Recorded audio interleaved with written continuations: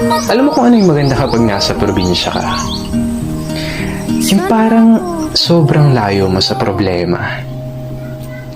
Yung manghuni ng ibon, sariwang hangin, na kahit sobrang bigat ng pakiramdam mo, kapag naranasan mo tong mga to, biglang mawawala na lang.